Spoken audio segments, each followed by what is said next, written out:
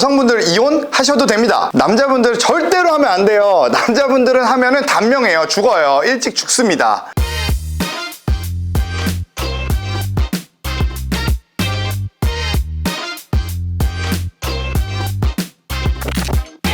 오늘은 아주 민감한 주제에 대해 다뤄보려고 하는데요. 바로 결혼입니다.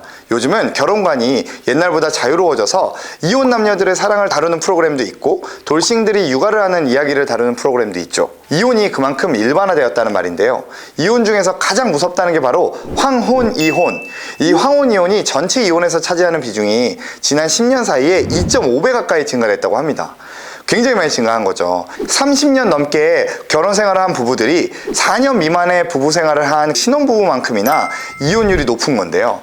신혼부부는 뭣도 모르고 결혼해가지고 이혼했다고 치더라도 30년 넘게 산 부부의 이혼율이 이렇게 높다는 것은 참 웃기는 통계가 아닐 수 없습니다. 그동안 많이 참고 사셨다는 거예요. 더 재밌는 거는 절대 이혼 건수가 다른 연령대에서는 다 줄었는데 오직 30년 이상 산 부부들의 이혼인 황혼 이혼만큼만 그 건수가 늘어났다고 합니다. 심지어 2년 만에 20%나 증가됐다고 하니 매우 놀라운 통계가 아닐 수 없습니다. 이렇게 황혼 이혼이 늘고 있는데 결혼 생활과 수명과는 어떤 관계가 있을까요? 결혼을 유지해야 오래 살까요? 아니면 황혼 이혼을 해야 오래 살까요? 지금부터 알아보도록 하겠습니다.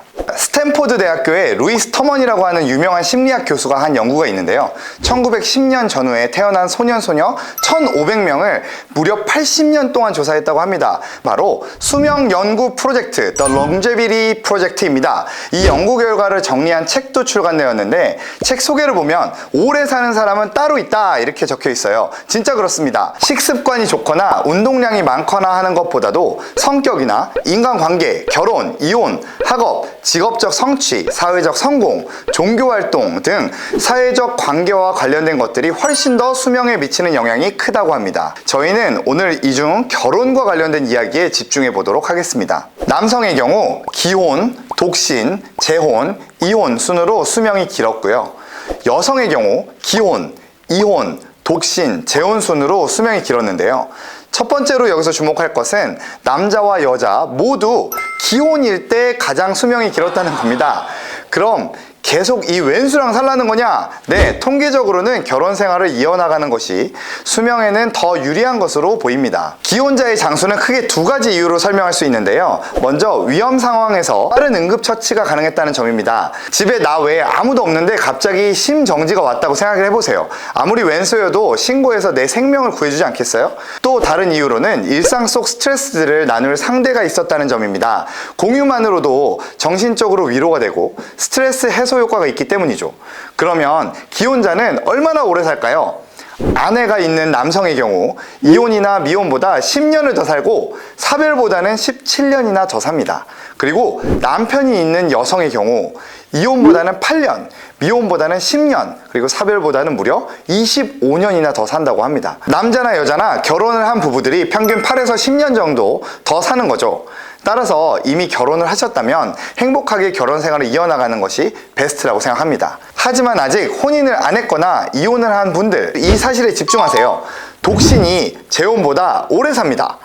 모든 재혼이 그렇지는 않지만 흔히 재혼 후 70%가량이 다시 결별한다는 통계도 있죠. 자녀가 있는 상태에서 재혼을 하는 분들이 많으신데 이 경우 자녀 양육 및 금전적인 부분에서 스트레스를 많이 받았다고 합니다. 남녀 수명 차이에서 마지막으로 또 하나 주목할 수 있는 것은 남성과 여성이 서로 이혼했을 때 수명과의 상관관계가 서로 다르다는 건데요.